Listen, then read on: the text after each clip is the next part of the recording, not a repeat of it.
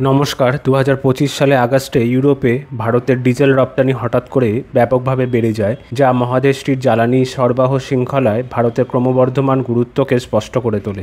বিভিন্ন সূত্রে জানা গেছে, ওই মাসে ভারতের ডিজেল রপ্তানি গত বছরের তুলনায় ১৩৭% বৃদ্ধি পায়। জানুয়ারি ২০২৬ থেকে কার্যকর হওয়া ইউরোপীয় ইউনিয়নের রাশিয়ান অপরিশোধিত তেল থেকে উৎপাদিত জ্বালানির উপর নিষেধাজ্ঞার আগে ইউরোপীয় ক্রেতারা মজুদ বাড়ানোর জন্য এই উদ্যোগ নেয়। শুধু আগস্টেই ভারতের ইউরোপের প্রতিদিন প্রায় ২,৪২,০০০ ব্যারেল ডিজেল রপ্তানি করেছে, যা ২০২৪-এর একই সময়ের তুলনায় দ্বিগুণ এবং জুলাইয়ের ২০২৫-এর তুলনায় ৭৩% বেশি। আসন্ন নিষেধাজ্ঞা ছাড়াও ইউরোপে কয়েকটি রিফাইনারি অচল হয়ে পড়ে ও মৌসুমি চাহিদা বৃদ্ধি মূলত এই বৃদ্ধির কারণ। এই রপ্তানি বৃদ্ধির কেন্দ্রে রয়েছে রিলায়েন্স ইন্ডাস্ট্রিজ লিমিটেড বা RIL। বিশ্বের সবচেয়ে বড় জামনগর রিফাইনারি থেকেই আগস্ট মাসে ইউরোপের পাঠানো ভারতের সব ডিজেল রপ্তানি এসেছে। ২০২৫ সালের প্রথমার্ধে RIL প্রায় ৯.৮ মিলিয়ন টন ডিজেল রপ্তানি করেছে, যার প্রায় ২৮% গেছে ইউরোপে।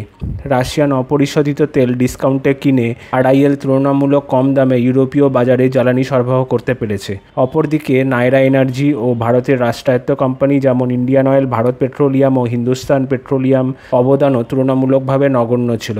ইউর নিষেধাজ্ঞার কারণে নায়রার রপ্তানি মূলত এশিয়া ও আফ্রিকায় সীমিত হয়ে গেছে। ইউরোপীয় ক্রেতারা শীতকালীন চাহিদা সামলাতে আগে থেকেই জ্বালানি মজুত করছে। পাশাপাশি নেদারল্যান্ডসের রিফাইনারি বন্ধ হয়ে যাওয়ায় এবং মিডল ইস্ট রিফাইনারিগুলো রক্ষণাবেক্ষণ কার্যক্রম ইউরোপকে ভারতের উপর আরও নির্ভরশীল করছে। ফলে অস্থায়ীভাবে হলেও ভারত ইউরোপের জন্য একটি গুরুত্বপূর্ণ সেতুবন্ধন ভূমিকা পালন করছে। তবে জানুয়ারি ২০২৬-এ নিষেধাজ্ঞা কার্যকর হলে পরিস্থিতি পাল্টে যাবে।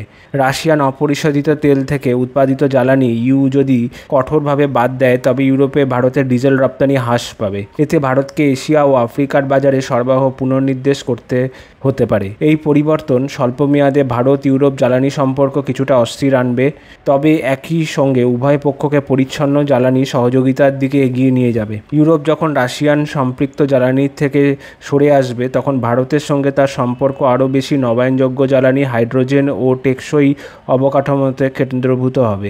এর কার্বন বোর্ড অ্যাডজাস্টমেন্ট মেকানিজম বা CBAM এর অন্যান্য পরিগত বিধিনিষেধ ভারতের মানদণ্ড উন্নত করতে চাপ দেবে। এর ফলে যৌথ গবেষণা, প্রযুক্তি স্থানান্তর এবং সৌর, বায়ু, ব্যাটারি ও সবুজ হাইড্রোজেন বিনিয়োগ বাড়তে পারে। কৌশলগত দিক থেকে এই পরিবর্তন ভারত ইউর সম্পর্ককে কেবল হাইড্রোকার্বন বাণিজ্যের বাইরে নিয়ে যাবে। ডিজেল রপ্তানির উপর নির্ভরশীল কমলেও উভয় পক্ষই FTA আলোচনা অগ্রসর হবে, নমনীয় নীতি প্রণয়ন করবে এবং জ্বালানি গ্রিড, উদ্ভাবনী প্রযুক্তি কেন্দ্র ও জলবায়ু সহনশীল প্রকল্পের মতো সীমান্তে পেরোনো উদ্যোগ নেবে। ভূরাজনৈতিকভাবে ইউরোপ বিকল্প সরবরাহকারীদের দিকে ঝুঁকবে, যেমন মিডল ইস্ট, আমেরিকা বা আফ্রিকা।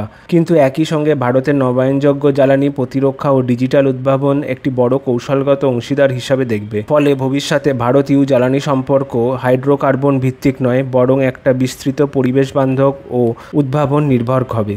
যদিও এর জন্য নিয়মকানুন ও কৌশলগত সমন্বয়ের ধারাবাহিক প্রক্রিয়া চালিয়ে যেতে হবে।